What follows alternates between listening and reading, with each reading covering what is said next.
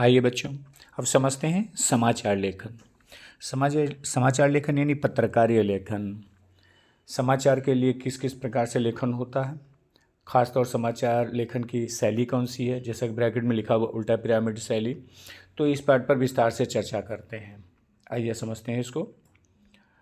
जनसंचार माध्यमों के लिए लेखन सृजनात्मक लेखन की तरह ही होता है।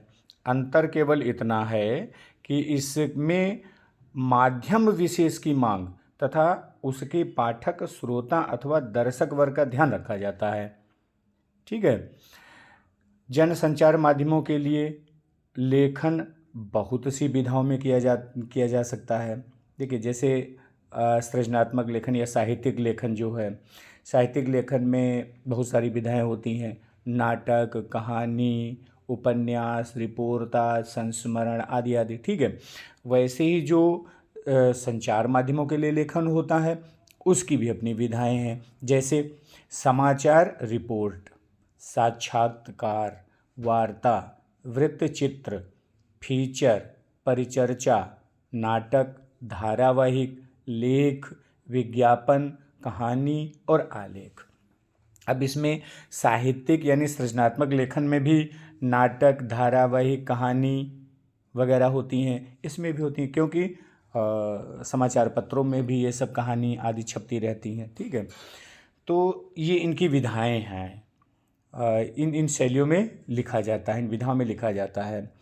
प्रस्तुत अध्याय में हम समाचार लेखन की चर्चा करते हुए इसके अंतर्गत संपादकीय लेखन एवं रिपोर्ट लेखन पर अपना ध्यान केंद्रित करेंगे। ठीक है। चलिए आगे बढ़ते हैं। तो सबसे पहले समाचार का अर्थ एवं परिभाषा समझ लेते हैं। ठीक है। देखिए, हिंदी में प्रचलित समाचार शब्द अंग्रेजी के न्यूज़ का पर्याय है। न्यूज़ शब्द चारों दिशाओं नॉर्थ, ईस्ट, वेस्ट और साउथ के नामों का संक्षिप्त रूप है। इस तरह समाचार का संबंध चारों दिशाओं से हो जाता है। ठीक है। सामाजिक प्राणी होने के नाते मनुष्य अपने आसपास के समाज एवं देश दुनिया की घटनाओं के बारे में जानने को उत्सुक रहता है ना। यह उत्सुकता जो है, यह जानकारी हमें समाचार के माध्यम से प्राप्त होती है। समाचार को परिभाषित करते हुए कहा जाता है कि यह सब कुछ, यानी वो सब कुछ जिससे हम कल तक अनभिज्ञ थे, जिसके बारे में हमें नहीं पता था, हमारे लिए समाचार है। ठीक है।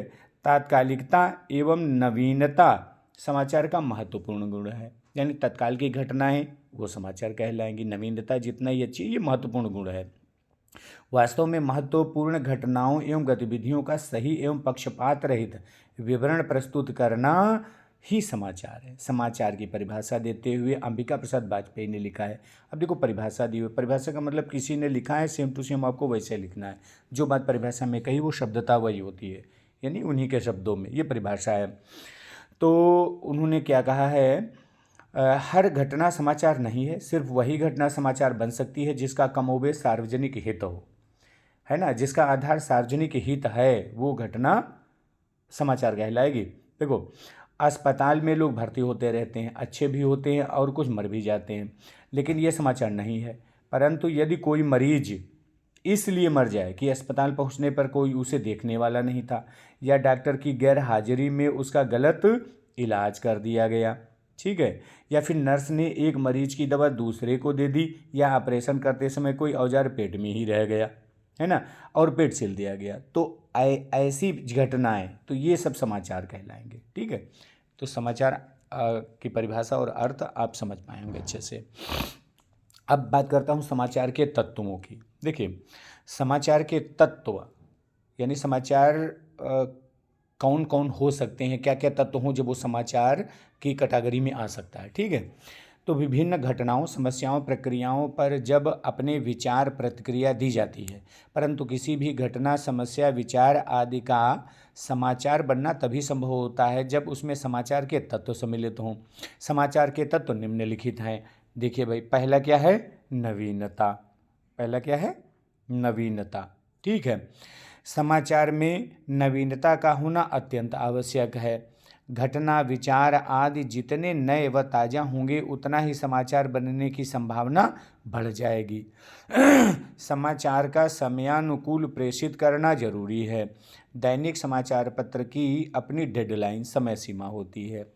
डेडलाइन भी आपको समझ में आना चाहिए, समय सीमा क्या है कि कब तक का समाचार छपा है, बस उसके आगे भाई चूँकि ये आप जानते हैं न्यूज़पेपर छपते हैं रात के 12 बजे तक लगभग, तो दिया है प्रायः समाचार पत्र में रात 12 बजे तक के समाचार कवर किए जाते हैं। कुछ ऐतिहासिक घटनाओं से संबंधित समाचार भी तैयार किए जाते हैं जो किसी देश के लिए नई जानकारी हो सकती है। अतः समाचार में नवीनता का तत्व होना तो आवश्यक है, किंतु नवीनता न होने पर भी समाचार उपयोगी हो जाते हैं। ठीक है, अब आता हूँ दूसरे बिंदु पर, यानी निकटता पर। ठीक है, पाठक, श्रोता, दर्शक अपने क्षेत्र की निकटवर्ती उन घटनाओं, जानकारियों को प्राप्त करना चाहते हैं जो उनके करीब होती हैं। अपने आसपास के क्षेत्र, राज्यों की जानकारी को प्राप्त करने के लिए पाठक, श्रोता अथवा दर्शक उत्सुक रहता है। अपने निकट की जानकारी एवं घटनाओं को हम इसलिए प्राप्त करना चाहते हैं क्योंकि उससे हम सामाजिक, सांस्कृतिक, राजनीतिक आदि रूप से जुड़े होते हैं। अतः समाचार में निकटता का तत्व महत्वपूर्ण हो जाता है। अब मैं बात करता हूँ प्रभाव पर। ठीक है, तो जिस घटना का प्रभाव व्यक्ति के जीवन पर सीधा पड़ता है उस घटना के समाचार बनने की संभावना अधिक होती है। जो घटना अथवा समस्या पाठक, दर्शक, श्रोता के आसपास के क्षेत्र एवं जीवन से संबंध रखती है तथा उसके जीवन पर सीधा प्रभाव डालती हो, उससे संबंधित जानकारी को प्राप्त करने की उसकी स्वाभाविक इच्छा भी होती है। सरकार का कोई निर्णय यदि सीमित लोगों तक प्रभावित एवं सीमित लोगों को ही प्रभावित और लाभान्वित करता हो तो यह बड़ा समाचार नहीं कहलाएगा। ठीक है, इस प्रकार से 3 तत्व होते हैं। चौथा तत्व समाचार का क्या है, किसे हम समाचार कैटेगरी में रखेंगे, उस चौथे तत्व पर बात करते हैं। तो देखते हैं, समाचार प्रणाली तभी बन पाते हैं जब समाचार प्रभावी तभी बन पाते हैं जब वह समाचार जनरुचि को ध्यान में रखकर लिखे एवं तैयार किए जाते हों। वास्तव में आज मीडिया पाठकों, श्रोताओं एवं दर्शकों की रुचि को ध्यान में रखकर ही समाचारों का चयन करता है। लोगों की रुचियां परिवर्तनशील हैं, इसलिए मीडिया भी समय समय पर लोगों की प्राथमिकताओं के अनुरूप लोगों की रुचियों में बदलाव लाने में महत्वपूर्ण योगदान दे रहा है। तो जन रुचि बहुत आवश्यक है इसमें। अगला बिंदु है टकराव या संघर्ष। अच्छा, टकराव या संघर्ष से तात्पर्य मारपीट आदि से तो नहीं है। लोगों की रुचि खेलों में मुकाबला कर रही टीमों के बीच में होने वाले टकराव या संघर्ष को जानने की होती है। इसके अतिरिक्त राजनीति में विभिन्न दलों के बीच में होने वाले टकराव या संघर्ष को जानने की इच्छा भी लोगों को होती है। इन समाचारों का सीधा असर लोगों के जीवन पर पड़ता है, इसलिए ये 5वां तत्व भी समाचार का ही तत्व कहलाएगा। ठीक है, अब मैं अगले पेज पर आता हूँ, देखता हूँ छठा तत्व इसका क्या है। तो छठा तत्व है प्रभावपूर्ण लोग। ठीक है, अब हम प्रभावपूर्ण लोग पर बात करें तो देखते हैं कि लोगों को प्रायः महत्वपूर्ण व प्रमुख लोगों के जीवन को जानने की विशेष रुचि होती है। लोग फिल्मी सितारों, खिलाड़ियों, कलाकारों आदि के जीवन से संबंधित जानकारियों को जानना चाहते हैं। इस संदर्भ में वह प्रसिद्ध लोगों के निजी निर्णयों को जानने में रुचि रखते हैं। लोगों की रुचि को ध्यान में रखते हुए तैयार किया गया समाचार कभी कभी प्रसिद्ध लोगों के निजी जीवन की सीमाओं को लांघ भी जाता है। ये थोड़ी लास्ट सेंटेंस में थोड़ा उसकी जो है सीमा यानी बुराई है, थोड़ी कमी है, लेकिन फिर भी महत्वपूर्ण लोग होते हैं वही समाचार होते हैं। ठीक है, ये तत्व है क्योंकि आम लोगों की खबरें कौन सुनना पढ़ना चाहेगा। ठीक है, 7वां बिंदु देखता हूँ, उपयोगी जानकारियाँ। ऐसी जानकारियाँ जो लोगों के प्रतिदिन के जीवन को प्रभावित करती हैं, वो जानकारी एवं सूचना भी समाचार की श्रेणी में आती है। जिसे विभिन्न सूचनाएं, जैसे मौसम के विषय में जानकारी, बिजली जाने की सूचना, पानी जाने की सूचना आदि सूचनाएं लोगों के जीवन से संबंधित होती हैं तथा उनके जीवन के लिए उपयोगी होती हैं। इसी कारण इन जानकारियों को जानने की लोगों में विशेष रुचि होती है। तो ये समाचार का तत्व है, समाचार कैटेगरी में आता है। सूचना कोई दे दी गई, आज शाम 4 बजे से रात 10 बजे तक बिजली आपूर्ति बाधित रहेगी, तो उससे संबंधित लोग जो प्रभावित होने वाले हैं वो जरूरी इसको जानना चाहेंगे। ठीक है, तो ये समाचार की कैटेगरी में आता है। अगला है अनोखापन। अनोखापन यानी कुछ घटनाएं ऐसी होती हैं जो अनोखी होती हैं, किंतु फिर भी लोगों को उन घटनाओं को जानने की इच्छा होती है। मीडिया को इस प्रकार की घटनाओं का वर्णन करते हुए विशेष सावधानी रखनी चाहिए, जिससे लोगों में अवैज्ञानिक सोच एवं अंधविश्वास जागृत न होने पाए। अच्छा, ये भी समाचार कैटेगरी में आती हैं, जैसे कोई ऐसी खबरें जो अनोखी हैं। जैसे अभी कुछ दिन पहले एक खबर खूब फैल रही थी कि किसी माँ के गर्भ में जो है सांप पल रहा है ना। वो एक उसका सोशल मीडिया पे वायरल हो रहा था वीडियो, जिसमें क्या था कि एक अल्ट्रासाउंड के अंदर वो सांप दिख रहा था। तो ऐसी खबरें समाचार बन जाती हैं, लेकिन इसमें सावधानी रखनी चाहिए कि इससे लोगों में अवैज्ञानिकता एवं अंधविश्वास जागृत होता है, लेकिन अनोखापन है तो वो खबर है। अगला मैं देखता हूँ पाठक वर्ग। समाचार पत्र, रेडियो, टीवी पर प्रसारित होने वाले समाचार पाठक वर्ग, दर्शक वर्ग व श्रोता वर्ग को ध्यान में रखते हुए बनाए जाते हैं। किसी भी समाचार में घटना का महत्व इससे निर्धारित होता है कि उस समाचार का पाठक वर्ग अथवा ऑडियंस कौन है, उस ऑडियंस का क्षेत्र कितना है। पाठक वर्ग को देखते हुए अमीर और मध्यम वर्ग में पढ़े जाने वाले समाचारों को अधिक महत्व मिल रहा है। तो इसलिए पाठक वर्ग का भी ध्यान रखना पड़ता है, वो भी एक तत्व है समाचार का। अंतिम तत्व, 10वां तत्व जो है वो नीतिगत ढांचा। समाचार का चयन करने व समाचार को प्रस्तुत करने के लिए एक नीति निर्धारित होती है, इसे संपादकीय नीति कहा जाता है। संपादकीय नीति को ध्यान में रखते हुए समाचारों का चयन किया जाता है। इसके द्वारा अनुकूल व प्रतिकूल दोनों प्रकार की खबरों को महत्व दिया जाता है। ये नीतिगत एक ढांचा होता है समाचार का, ये भी तत्व है। इस प्रकार से हम देखते हैं कि समाचार के 10 तत्व हैं, ये अच्छे से आप समझ लीजिए, 3 नंबर आपको दिलाएंगे।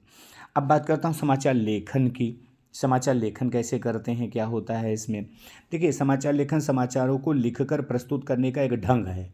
समाचार लेखन समाचारों को लिखकर प्रस्तुत करने का एक ढंग है। समाचार लेखन एक विशिष्ट कला है। समाचार सृजनात्मक एवं तथ्यात्मक होते हैं। चूँकि इनका सीधा संबंध जनमत से है, इसलिए इनकी प्रस्तुति का ढंग अत्यंत महत्वपूर्ण है। ठीक है। प्रामाणिकता एवं विश्वसनीयता युक्त समाचारों की सामाजिक चेतना के निर्माण में महत्वपूर्ण भूमिका होती है।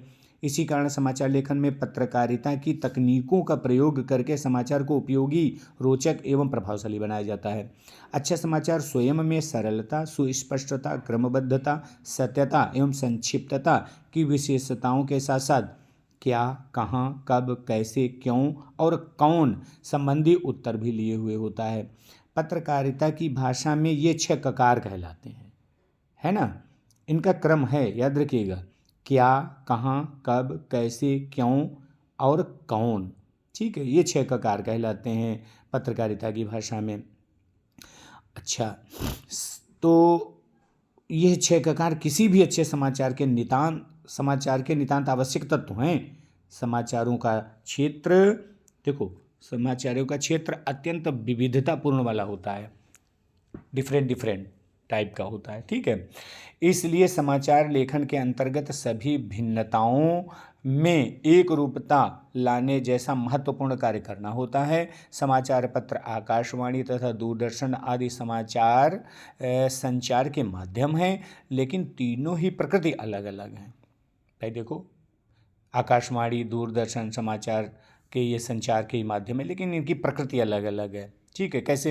यदि एक मुद्रित माध्यम से समाचार पत्र मुद्रित माध्यम है, तो दूसरा श्रव्य यानी रेडियो श्रव्य है, और तीसरा दूरदर्शन यानी दृश्य श्रव्य है।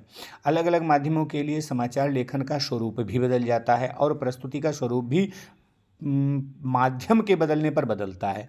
श्रेष्ठ समाचार वही है जो सूचनात्मक हो और उसमें तथ्यों को इस प्रकार संकलित किया जाता है कि पाठक या दर्शक श्रोता घटित घटना का विवरण सही परिप्रेक्ष्य में समझ सके। संवाददाता में संवेदनशीलता, कल्पनाशीलता, भावप्रवणता, रचनात्मकता एवं वाग्वैदग्ध्यता जैसे गुणों का होना अनिवार्य है। तो ये है समाचार लेखन, जो 3 माध्यम मुख्य रूप से बताए हैं। तो मुद्रित माध्यम, रेडियो और टेलीविज़न, यहाँ तक बताया। अब तो लेखन होता है इंटरनेट के लिए भी। ठीक है, तो इन सब के लिए जो लेखन है वो विविध विविध प्रकार का होता है, लेकिन इनमें किन किन चीज़ों का ध्यान रखना है। जो लिख रहा है, संवाददाता है, वो संवेदनशील हो, कल्पनाशील हो, भावप्रवण हो, रचनात्मकता उसमें हो, वाग वैदग्ध्यता, वाणी की वैदग्ध्यता होनी चाहिए, आदि गुणों का होना चाहिए। ठीक है, चलिए अब मैं बात करता हूँ समाचार लेखन के आवश्यक तथ्य, अभी 10 तत्व आपने समझे। अब समाचार लेखन के तथ्य समझिए।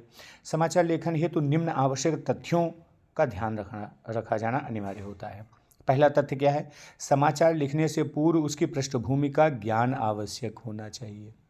ठीक है, पृष्ठभूमि, उसका आधार, उसका बेस, उसका नॉलेज होना चाहिए।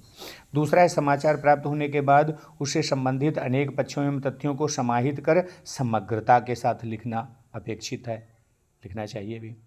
इसमें समाचार लेखन में 4 सकारों का ध्यान रखा जाता है। सकार यानी स से शुरू होने वाले 4 शब्द हैं, उन पर ध्यान रखना चाहिए, है ना। जैसे क, सत्यता, यानी समाचार सच्चाई पर आधारित होना चाहिए। ख, स्पष्टता, समाचार अपने अर्थ को सरलता से समझा सके, इसलिए स्पष्ट होना चाहिए समाचार। ग, संक्षिप्तता, समाचार को अति विस्तार से बचना चाहिए, बहुत लंबा समाचार को खींचते चले जाने की आवश्यकता है ना, तो इसलिए संक्षिप्तता भी पर ध्यान रखना चाहिए। और चौथा सकार है सुरुचि। सुरुचि माने समाचार की भाषा, शैली एवं प्रस्तुति रोचक होनी चाहिए। अच्छा, अगला तथ्य मैं बात करूं तो समाचार अनुच्छेदों में विभाजित होना चाहिए, पैराग्राफ में बटा हो, ठीक है, तो समझना आसान रहता है, पढ़ना आसान रहता है। अगला बिंदु है, अनुच्छेद न तो अधिक बड़े तथा न ही अति संक्षिप्त व लघु होने चाहिए। एक अनुच्छेद में यथासंभव एक ही आयाम या पक्ष होना चाहिए, है ना। समाचार में शब्दों की पुनरावृत्ति नहीं होनी चाहिए। समाचार की भाषा में सामासिकता का गुण विद्यमान होना चाहिए, है ना। सामासिकता माने संक्षिप्तता। अच्छा, समाचार लेखन में शब्दों का निरर्थक प्रयोग नहीं करना चाहिए। इस प्रकार से समाचार के इन 7-8 तथ्यों को आपको ध्यान में रखना है। अब आता हूँ समाचार लेखन के प्रकारों पर। समाचार लेखन के प्रकार समझता हूँ। समाचार सामान्यतः 2 प्रकार के होते हैं। देखो, एक विलोम स्तूपी पद्धति और दूसरा ऊर्ध्व स्तूपी पद्धति। स्तूप समझते हो, जो ये बने हुए हैं ना, ठीक है, स्तूप पिरामिड टाइप का, ठीक है। जो विलोम स्तूपी पद्धति है, इसको पहले देखो चित्र के द्वारा आप समझ सकते हो कि ये है जो हमारा विलोम स्तूपी पद्धति। इसको जो है उल्टा पिरामिड शैली भी कह सकते हैं। इसमें जो 6 ककार यानी 6 प्रश्नों के उत्तर दिए जाते हैं पूरी न्यूज में। सबसे पहले क्या हुआ, कहाँ हुआ, कब हुआ, कैसे हुआ, क्यों हुआ और कौन से तत्व इसके कारक थे, ये बताया जाता है। ये विलोम स्तूपी पद्धति में है। ऊर्ध्व स्तूपी पद्धति जो है समाचार लेखन की, है ना, ऊर्ध्व स्तूपी पद्धति में महत्वपूर्ण कारक कौन कौन से हैं ये पहले उसमें जो है होता क्या है कि देखेंगे तो महत्वपूर्ण कारक कौन से होते हैं और कहाँ हुआ, कैसे हुआ, कब हुआ और क्यों हुआ, चरमोत्कर्ष कब हुआ, ठीक है। अच्छा, इसको समझने के लिए ऊर्ध्व स्तूपी पद में सबसे नीचे चलते हैं, यानी चरमोत्कर्ष का मतलब कब हुआ, क्या हुआ, ये सबसे पहले बताया। चरमोत्कर्ष इसका मतलब जो भी क्लाइमेक्स होता है वो पहले ही हम ओपन कर देते हैं, ठीक है। क्यों हुआ, कब हुआ, कैसे हुआ, कहाँ हुआ और इसके महत्वपूर्ण कारक कौन थे, इस क्रम में हम पूरी न्यूज़ बताते चलते हैं। जबकि विलोम स्तूपी पद्धति में क्या करते हैं, कौन से कारक हैं इसके, शुरुआत में बात करते हैं क्यों हुआ, कैसे हुआ, क्या हुआ, कहाँ हुआ और क्या हुआ, है ना। तो उस रूप में हम इसको जो है प्रस्तुत करते हैं। तो विलोम स्तूपी पद्धति और ऊर्ध्व स्तूपी पद्धति, 2 ये पद्धतियाँ समाचार लेखन की हैं। इन 6 प्रश्नों के उत्तर दिए जाते हैं। विलोम स्तूपी पद्धति में जिस प्रकार से प्रश्नों के उत्तर चलते हैं, यानी समाचार उस जिस क्रम में चलता है उससे एकदम उल्टा विपरीत क्रम में ऊर्ध्व स्तूपी पद्धति में समाचार लेखन होता है, ठीक है। चलिए, अब मैं बात करता हूँ इनको विस्तार से समझने पर, ठीक है। देख लेते हैं, जिसे विलोम स्तूपी पद्धति, जिसको उल्टा पिरामिड शैली कहते हैं, ठीक है। क्या कहेंगे इसको, उल्टा पिरामिड शैली, जो पहले बताया मैंने। देखते हैं, किसी समाचार को लिखने या कहने का वह तरीका जिसमें उस घटना, विचार, समस्या के सबसे अहम तथ्यों या पहलुओं को सबसे पहले बताया जाता हो और उसके बाद घटते हुए महत्वक्रम में अन्य तथ्यों या सूचनाओं को लिखा या बताया जाता हो। इस शैली में किसी घटना या का ब्यौरा कालानुक्रम के बजाय सबसे महत्वपूर्ण तथ्य या सूचना से शुरू होता है। कालानुक्रम मतलब जो घटना जिस समय पर हो रही है उस क्रम में नहीं बताना, बल्कि जो महत्वपूर्ण बात है वो सबसे पहले बताना। इस पद्धति में समाचार लिखते हुए उसका चरमोत्कर्ष प्रारंभ में दिया जाता है तथा घटनाक्रम की व्याख्या करते हुए अंत किया जाता है। समाचार लेखन की यह शैली उल्टा पिरामिड शैली है ना, इसको इंग्लिश में कहते हैं इन्वर्टेड पिरामिड स्टाइल, ठीक है, कहलाती है। तो विलोम स्तूपी पद्धति की जो लेखन प्रक्रिया है उसको समझ लेते हैं हम, ठीक है। समाचार अथवा खबरें एक विशेष शैली में लिखी जाती हैं जिसके अंतर्गत सबसे महत्वपूर्ण तथ्यों, सूचना एवं जानकारी को सबसे पहले अर्थात प्रारंभ के अनुच्छेद में लिखा जाता है। इस प्रकार प्रथम पैराग्राफ में दी जा रही जानकारी को इंट्रो या मुखड़ा कहा जाता है, ठीक है। इंट्रो में समाचार के संबंध में क्या, कहाँ, कब और कौन 4 प्रश्नों के उत्तर देना आवश्यक है, याद रखें।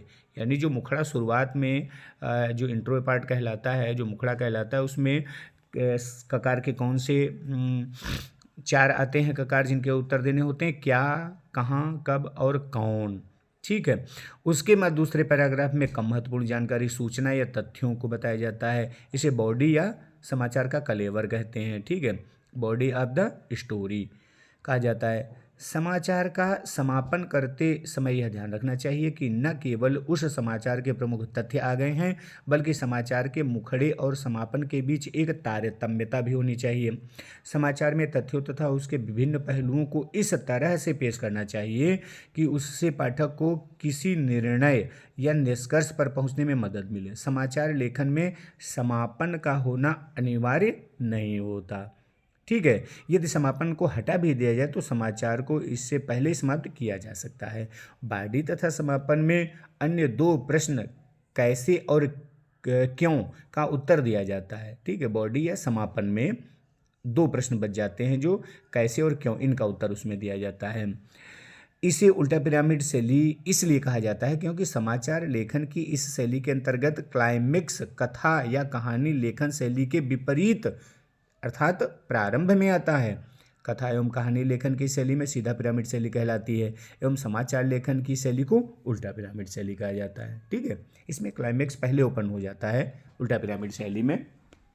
अब उल्टा पिरामिड शैली के लिए देखो ये पिरामिड बना हुआ है, उल्टा पिरामिड बना हुआ है ये, ठीक है, उल्टा पिरामिड बना हुआ है जिसमें इंट्रो या मुखड़ा शुरुआत में है, पहले है, जिसमें 4 प्रश्नों के उत्तर, बॉडी या समापन में 2 प्रश्नों के उत्तर होते हैं और समापन होता है। ये उल्टा पिरामिड शैली कहलाता है, ठीक है। नंबर 2 ऊर्ध्व स्तूपी पद्धति। ये ऊर्ध्व स्तूपी पद्धति को समझ लेते हैं। प्रायः समाचार विलोम स्तूपी पद्धति के अनुसार ही लिखे जाते हैं क्योंकि ऊर्ध्व स्तूपी पद्धति में कम महत्वपूर्ण से सर्वाधिक महत्वपूर्ण के क्रम में तथ्यों का संकेत किया जाता है। चूँकि पाठक घटना के बारे में शीघ्र सूचना प्राप्त करना चाहता है इसलिए वह पूरे ब्यौरे को पढ़ने में रुचि नहीं लेता, है ना। समाचार लेखन के महत्वपूर्ण बिंदु निम्नलिखित है, समझो। समाचार लेखन के महत्वपूर्ण बिंदु कौन कौन से? समाचार लेखन हेतु सर्वप्रथम तथ्यों का संकलन किया जाता है, ठीक है। नंबर 2 तथ्यों को योजनाबद्ध या व्यवस्थित करना समाचार लेखन की प्रक्रिया का दूसरा चरण होता है। जो फैक्ट्स घटना के मिले हैं उनको योजनाबद्ध व्यवस्थित करना होता है दूसरे नंबर पर। तीसरे नंबर पर इसके बाद शीर्षक दिया जाता है, ठीक है, उसको फिर एक टाइटल दिया जाएगा। शीर्षक के बाद सूत्र का उल्लेख किया जाता है। सूत्र का उल्लेख किया जाता मतलब कहाँ से किन के सूत्रों से प्राप्त हुई सूचना, ये उस सूत्र का किसके द्वारा प्राप्त हुई। तत्पश्चात आमुख यानी इंट्रोडक्शन लिखते हैं, पहला पैरा आमुख हो जाता है, उसका जो परिचय होता है। समाचार का विवरण या विस्तार फिर लिखा जाता है बॉडी या कलेवर में। लिखे हुए की जांच करके पुनः संक्षेपण किया जाता है, अंत में संक्षेप में कह दिया जाता है, अंत में निष्कर्ष लिखा जाता है, ठीक है। पुनः संक्षेपण करने का मतलब है उसकी एक समरी सी पढ़ी जाती है और उसके बाद में फिर निष्कर्ष लिख दिया जाता है। तो इस प्रकार से ये हम समाचार लेखन के समय इन बिंदुओं को ध्यान में रखते हैं, ठीक है। अच्छा, समाचार लेखन के 6 ककार, अब उस पर विस्तार समझ लेते हैं। इस पर पहले 6 ककार बात करी है, अब समझिए 6 ककार हैं क्या। किसी भी समाचार के 6 आधारभूत सवाल होते हैं जिन्हें हिंदी में 6 ककार कहा जाता है तथा अंग्रेजी में 5 W और 1 H कहा जाता है। किसी भी समाचार में इन 6 ककारों का होना सामान्यतया आवश्यक माना जाता है। ये ककार निम्नलिखित हैं। देखिए, सबसे पहला है क्या, व्हाट, है ना, अर्थात क्या घटित हुआ। ठीक है। दूसरा है कब, अर्थात घटना कब घटी। तीसरा है कहाँ, वेयर, अर्थात घटना किस स्थान पर घटी यानी किस स्थान से संबंधित है। कौन, हु, अर्थात घटना किससे संबंधित है। और पांचवा है क्यों, व्हाई, अर्थात घटना क्यों घटी। और अंतिम है हाउ, जो एच से है, अर्थात घटना कैसे घटित हुई। तो कैसे, कैसे यानी हाउ, अर्थात घटना कैसे घटित हुई। तो ये ककार 6 हैं। इन छहों के सवाल, छहों सवालों के जवाब मिलने पर समाचार पूर्ण होता है। समाचार लेखन के विभिन्न चरण अब समझते हैं। ठीक है। समाचार के विभिन्न चरण कौन कौन से हैं, किन चरणों में समाचार लिखा जाता है। सबसे पहला चरण है शीर्षक। ठीक है, एक टाइटल दिया जाता है, हेडिंग दी जाती है उसकी। ठीक है, तो हेडिंग कैसे होनी चाहिए, क्या होनी चाहिए, ध्यान से समझते हैं। समाचार लेखन करते हुए सर्वप्रथम समाचार का शीर्षक देना चाहिए। शीर्षक में समाचार की मुख्य घटना, जिस घटना के संदर्भ में समाचार लिखा जा रहा है, ठीक है, का सांकेतिक उल्लेख रहना चाहिए। शीर्षक ऐसा होना चाहिए जो पाठक को सहज रूप से आकर्षित करे, समाचार का मूल भाव, ठीक है, बताए और पाठक को अपनी रुचि के अनुसार समाचार खोजने में सहायक हो। ऐसा शीर्षक होना चाहिए। अब शीर्षक के कुछ गुण और समझो। शीर्षक संक्षिप्त, सरल, सार्थक एवं स्पष्ट होना चाहिए। शीर्षक को कभी भूतकाल में नहीं लिखा जाना चाहिए। शीर्षक में यदि नाम दिया जाना जरूरी हो तो महत्वपूर्ण तथा विख्यात व्यक्ति का नाम दिया जाना चाहिए। शीर्षक समाचार का प्रवेश द्वार कहलाता है। ये एमसीक्यू में पूछा जा सकता है। समाचार का प्रवेश द्वार किसे कहते हैं, तो कहोगे शीर्षक को। शीर्षक की उपयुक्तता समाचार के महत्व को बढ़ाती है। इस प्रकार से हम देखते हैं समाचार लेखन के जो चरण है, जिसमें पहला चरण शीर्षक है, उस शीर्षक के बारे में। अब शीर्षकों के कुछ उदाहरण हम आपके सामने रख रहे हैं। देखिए, भारत कैमरून की नज़र मार्केट पर। ठीक है। हरियाणा में शराब हुई महंगी। ऑनर किलिंग के खिलाफ हैं आप। कावेरी विवाद पर अहम फैसला। नीतीश के करीबी पर मर्डर केस। ये इंडिया की खबरों को लेकर है। गुड हेल्थ, हेल्थ की खबरों पर अगर कोई टाइटल देने हैं तो क्या है ना, तो कहोगे पिंपल्स होने की सही वजह, दिल्ली वालों को हेल्थ का गिफ्ट, खर्राटे चेक कराएं हड्डियाँ, है ना, खर्राटे डॉट डॉट लिखा है, फिर चेक कराएं हड्डियाँ, है ना, फिट रहने के लिए रखें ख्याल, हेल्दी स्किन के लिए ये करें। इस प्रकार के टाइटल्स देंगे गुड हेल्थ की न्यूज़ में। अच्छा, दुनिया, इंटरनेशनल न्यूज़ होंगी, जो अंतर्राष्ट्रीय समाचार, उनसे कुछ खबरें हैं। तो फर्नीचर खा जाता है बच्चा, 2 जुड़वा बिल्कुल एक जैसे, है ना, यूएस में गोलीबारी, 3 की मौत, भारतीय दल पहुंचा मालदीव। इस टाइप के आपको टाइटल मिलेंगे। नई खोज पर आधारित टाइटल शीर्षक कैसे होंगे, सुरक्षित गुजरा उल्का पिंड, है ना, बोन कैंसर लाइलाज नहीं। इस प्रकार से आप ये टाइटल के कुछ एग्जाम्पल दिए, जो ऐसे शीर्षक दिए जाते हैं न्यूज़ के। चलिए दूसरे उस पर आता हूँ। समाचार के लेखन के सोच में पहला तो आपको बताया था शीर्षक होता है शुरुआत में, उसके बाद में स्रोत। ठीक है, शीर्षक के पश्चात समाचार के स्रोत का उल्लेख करना चाहिए, जैसे हमारे विशेष प्रतिनिधि द्वारा, समाचार प्रदाता एजेंसियां या व्यक्तिगत संवाददाता द्वारा या समाचार ब्यूरो, ये सोर्स लिखा जाता है दूसरे नंबर पर। स्रोत के अंतर्गत स्थान, व्यक्ति दोनों का उल्लेख करने से समाचार ज़्यादा विश्वसनीय हो जाता है। प्रश्न पूछा है स्रोत के अंतर्गत ये स्थान, व्यक्ति आदि का उल्लेख क्यों किया जाता है, तो कहोगे अधिक विश्वसनीय हो जाता है। फिर तीसरा पार्ट है इसका आमुख। आमुख को मुखड़ा, इंट्रो या लीड भी कहा जाता है। यह समाचार का पहला अनुच्छेद होता है। आमुख में समाचार के संबंध में जो 3 प्रश्न हैं, अब ध्यान से समझिए, उसमें 3 या 4 प्रश्न आमुख में आ जाते हैं। जो 6 ककार हैं उसमें क्या, कहाँ, कब का मुख्य रूप से परिचय दिया जाता है आमुख में। ठीक है। कभी कभी आमुख के तहत कौन, क्यों और कैसे जैसे प्रश्नों का उत्तर देना भी जरूरी हो जाता है ना। आमुख में घटना क्या है अथवा विशिष्ट कथन क्या था बताया जाना महत्वपूर्ण होता है। तो आमुख सबसे महत्वपूर्ण है, इसमें ज़्यादातर प्रश्नों के उत्तर इसी में आ जाते हैं। ठीक है। आमुख सारगर्भित, संक्षिप्त तथा ठोस होना चाहिए। समीक्षकों के अनुसार आमुख 30 से 35 शब्दों से अधिक नहीं होना चाहिए। आमुख में किंतु, परंतु, लेकिन जैसे शब्दों के प्रयोग से बचना चाहिए। ये शब्द आमुख को अव्यवस्थित तथा अयथार्थपरक बना देते हैं। ठीक है। हेराल्ड इन्वेंस के अनुसार समाचार के भीतर छिपे किसी संकेत शब्द को ही आमुख का आधार बनाया जाना चाहिए। तो ये तीसरा जो है पार्ट है, ये आमुख है। ठीक है। काहे का ये तीसरा पार्ट है, इतना समझो। समाचार लेखन के जो विभिन्न चरण हैं, जिन चरणों में समाचार लिखा जाता है, ठीक है, वो चरणों की बात कर रहा हूँ। अच्छा, एक प्रश्न और पहले आया था, टेलीविज़न के लिए, दूरदर्शन के लिए जो समाचार लिखा जाता है उसके कितने चरण हैं। वो 7 चरण अलग हैं, कहीं आप कंफ्यूज न हो जाएं, इसलिए यहाँ पर ही बता देना उचित समझता हूँ। समाचार लेखन के चरण, ठीक है, ये समाचार लेखन के चरण का मतलब जो है प्रिंट माध्यम के लिए समाचार जो लिखा जा रहा है उसकी बात चलिए, मुद्रित माध्यम में समाचार लेखन की बात हो रही है। और दूरदर्शन के लिए समाचार लेखन की बात हो रही, जब बात करेंगे तो उसमें 7 चरण कौन कौन से हैं।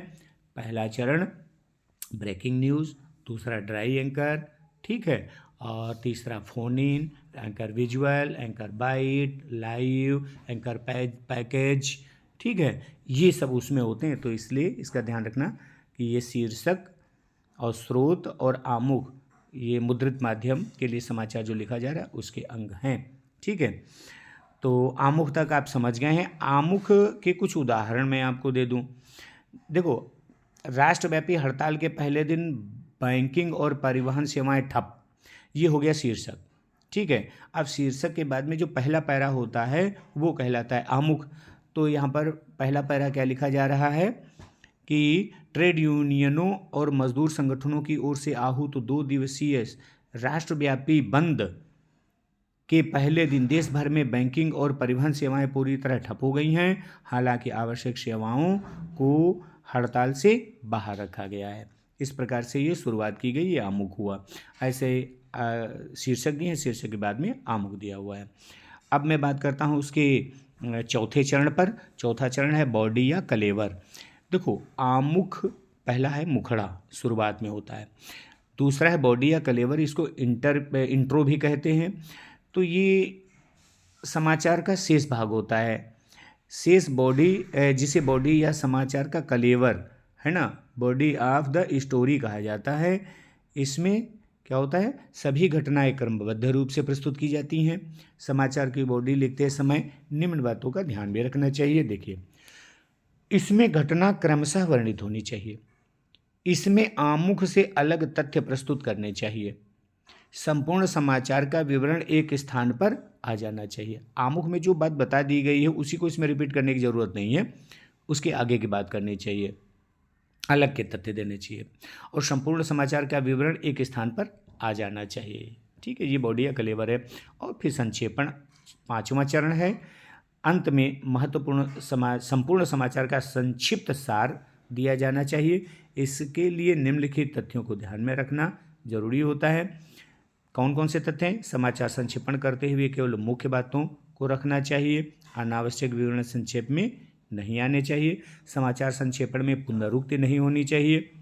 संक्षेपण कर रहे हुए एक बात संक्षिप्त कह चुके उसको दोबारा नहीं कहने की आवश्यकता है। इसमें नकारात्मक वाक्य नहीं होने चाहिए। समाचार के निष्कर्ष के रूप में संपादक या समाचार लेखक की अपनी टिप्पणी नहीं होनी चाहिए। तो इस प्रकार से हमने देखा समाचार लेखन के जो चरण हैं वो ये 5 हैं, इनको हमने समझा। अब हम एक दृष्टि में समझना चाहेंगे कि समाचार पत्रों के एग्जाम्पल, उदाहरण। देखिए, अंबाला में हड़ताल के दौरान बवाल, यूनियन नेता की मौत, ये क्या है, शीर्षक, यानी पहला चरण। पूरी समाचार आपके सामने लिखे हुए हैं। अब इनमें उन 4-5 चरणों को खोजते हैं। ठीक है। पहला चरण क्या है, शीर्षक, शीर्षक आपने देखा। फिर दूसरा क्या था, स्रोत, नवभारत टाइम्स 20 फरवरी इतना इतना, राकेश बाली। ठीक है, कहाँ से? अंबाला। अंबाला की खबर है, राकेश बाली की खबर, ये स्रोत हो गया, दूसरा क्षण हो गया। ठीक है, तीसरा है आमुख। आमुख में पहला पैरा, देश भर में ट्रेड यूनियनों की 2 दिनों की हड़ताल वाला हो गया। ठीक है, फिर आता है बॉडी या कलेवर। हड़ताल की वजह से सुबह से रोडवेज की बसें सड़कों से गायब हैं, और पूरा विस्तार इसमें न्यूज़ का आता है। अंत में समापन किया जाता है तो रोडवेज यूनियन में नरेंद्र सिंह के परिवार के लिए ₹20 लाख मुआवजे की मांग की गई। यूनियन के अध्यक्ष हरिनारायण शर्मा ने कहा कि 2 घंटे के भीतर नरेंद्र के परिवार के किसी भी सदस्य को सरकारी नौकरी देने और उनकी मौत के लिए जिम्मेदार अधिकारियों के खिलाफ FIR दर्ज नहीं की गई है तो कर्मचारी अंबाला दिल्ली हाईवे जाम कर देंगे। इस प्रकार से नीचे ब्रैकेट में लिखा जाता है समाचार उद्धरण नवभारत टाइम्स से साबार। इस प्रकार से ये जो उसके 5 चरण हैं उन चरणों में न्यूज़ लिखी गई है। ऐसे IT बनाम IIT BHU, इस पर भी न्यूज़ है। आगे देखेंगे तो इंडोनेशिया में भूकंप सुनामी की चेतावनी, हेडिंग हो गई। स्रोत क्या है? जाकार्ता। फिर पहला पैराग्राफ आमुख, फिर विस्तार बॉडी या कलेवर, और अंत हो जाता है। ठीक है, इस प्रकार से समाचार लिखे जाते हैं। उनके 4 चरण, 5 चरण आपने अच्छे समझ लिए होंगे। अब मैं समाचार के प्रकारों पर बात करता हूँ। ठीक है, तो समाचार के प्रकार कितने हैं देखिए। मुख्य रूप से समाचार 4 प्रकार के होते हैं। नंबर 1 राष्ट्रीय समाचार, नंबर 2 पहला राष्ट्रीय समाचार, दूसरा है अंतर्राष्ट्रीय समाचार, तीसरा प्रादेशिक समाचार, चौथा है स्थानीय समाचार। तो समाचारों के प्रकार ये हैं। विदेश से प्राप्त होने वाले समाचार अंतर्राष्ट्रीय समाचार कहलाते हैं। ठीक है, जबकि राष्ट्रीय समाचारों का संबंध अपने देश के समाचारों से होता है। देश के विभिन्न प्रदेशों से प्राप्त होने वाले समाचारों को प्रादेशिक समाचार कहते हैं। स्थानीय समाचारों में समाचार पत्रों की गतिशीलता बढ़ती है। स्थानीय समाचार समाचार पत्र के प्रकाशक स्थान या उसके आसपास के क्षेत्र से संबंधित खबरों के समूह होते हैं। तो ये 4 प्रकार के समाचार आपने समझ लिए होंगे। स्थानीय समाचार क्या होते हैं? जहाँ से समाचार पत्र प्रकाशित हो रहा है उसके आसपास, ठीक है, उस जनपद का एरिया ले लो, है ना। और फिर उससे बढ़ेंगे तो प्रदेश स्तर की खबरें प्रादेशिक समाचार, देश स्तर की खबरें राष्ट्रीय समाचार, और विदेश तक की खबरें अंतर्राष्ट्रीय समाचार कहलाते हैं। अब मैं बात करता हूँ विभिन्न प्रकार के समाचारों के उदाहरण। अब इनको विस्तार से समझने के लिए बताया जा रहा है। राष्ट्रीय समाचार क्या होते हैं? देखो, नई दिल्ली, हैदराबाद में क्या होते हैं, नहीं, इसमें एग्जाम्पल दिया गया। जैसे राष्ट्रीय समाचार कोई हो तो उसको कैसे लिखेंगे? नई दिल्ली, मतलब इसका स्रोत दिया गया है। फिर हैदराबाद, बम धमाके बाद विपक्ष को एक बार फिर से सरकार को सुरक्षा के नाम पर घेरने का मुद्दा मिल गया है। इसके अलावा हेलीकॉप्टर सौदा घोटाला भी उसके हाथों में है। हालांकि गृह मंत्री शिंदे द्वारा हिंदू आतंकवाद पर विवादास्पद बयान देने के बाद माफ़ी मांग लेने पर भाजपा शांत हो गई है। भाजपा ने साफ किया है कि वह अब इस मुद्दे को नहीं उठाएगी। तो इस प्रकार से ये समाचार पूरा है। कुल मिला के एक एग्जाम्पल दिया है। अच्छा, अंतर्राष्ट्रीय समाचार का एग्जाम्पल देखें तो साउथ कैरोलिना लिखा है। ठीक है, यानी वो स्रोत हो गया कि पहली महिला गवर्नर, इसको डाट मोटा करके लिखा है तो हाईलाइट करके, तो समझ लो वो स्रोत है, वहाँ से खबर आ रही है कि महिला गवर्नर बनकर इतिहास रचने वाले हेले की रेटिंग वगैरह वगैरह ये दिया। प्रादेशिक समाचार में स्रोत लखनऊ दिया रहता है, यानी जिस प्रदेश का होगा वो उसका नाम दिया रहेगा।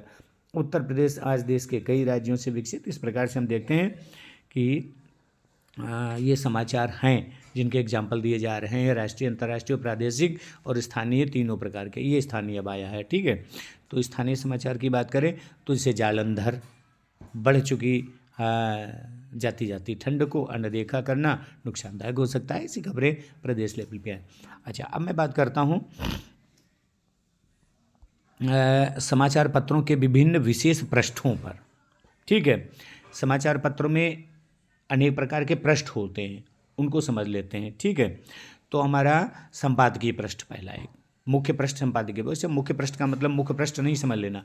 मुख्य पृष्ठ फ्रंट पेज कहलाता है। फ्रंट पेज पे हेडलाइंस होती हैं, मेन खबरें होती हैं। उसके अतिरिक्त जो बीच में एक संपादकीय पृष्ठ लगा होता है, वही मुख्य पृष्ठ के बाद में लगभग आ जाता है, 2-3 पेज के बाद में।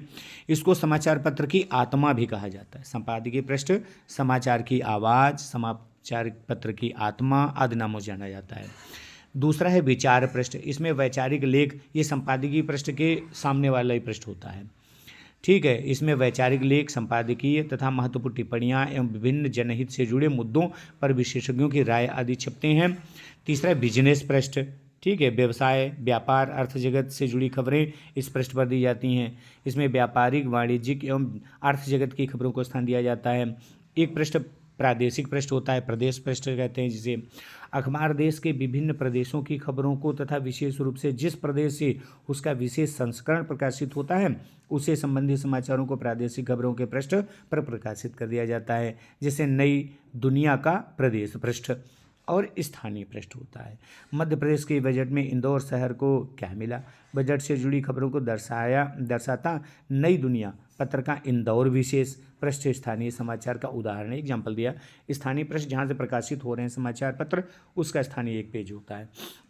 इस प्रकार से हम देखते हैं कि ये विशेष विभिन्न प्रकार के पृष्ठ होते हैं। अच्छा, समाचार पत्रों की कार्यप्रणाली से संबंध व्यक्ति कौन कौन से होते हैं ये अंत में समझ लेते हैं और पाठ समाप्त होता है। देखो, समाचार पत्रों की कार्यप्रणाली से संबंध व्यक्ति कौन कौन से हैं। कोई भी समाचार जो है मॉडर्न, फैक्स, इंटरनेट, ईमेल तथा संवाददाताओं द्वारा समाचार कक्ष में आता है। ठीक है, समाचार कक्ष तक पहुँचते उसको किन लोगों की आवश्यकता होती है, नहीं, मॉडर्न के द्वारा आ सकता है, फैक्स द्वारा, इंटरनेट द्वारा, ईमेल द्वारा या संवाददाताओं द्वारा आता है। इसी कक्ष में समाचार का छपने के लिए चयन किया जाता है। समाचारों के चयन का उत्तरदायी संपादकीय विभाग का होता है। संपादकीय विभाग में बहुत से लोग कार्य करते हैं, है ना, जिनमें मुख्य निम्नलिखित संपादक, सबसे पहला संपादक है। संपादकीय कार्य करने, निरीक्षण एवं निर्देशन करने वाला व्यक्ति प्रमुख कार्य संपादकीय विभाग को चुस्त दुरुस्त बनाए रखना होता है, ये संपादक का काम है। दूसरा है स्थानीय संपादक। समाचार पत्र के स्थानीय संस्करण में छपने वाली खबरों का उत्तरदायित्व तो स्थानीय संपादक का होता है।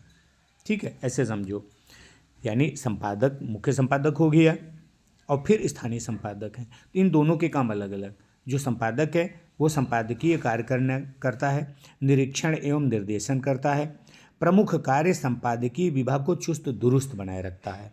और स्थानीय संपादक जो होते हैं वो समाचार पत्र के स्थानीय संस्करण में छपने वाली खबरों का उत्तरदायित्व तो निर्वहन करते हैं। ठीक है, इसके बाद में आता हूँ तो देखिए समाचार संपादक। ठीक है, अभी संपादक मंडल ही चल रहा है ये। अब संपादक द्वारा सौंपे गए सभी कार्यों को अपनी देखरेख में कराने एवं संपादकीय विभाग में तालमेल बनाए रखने का कार्य करता है ये।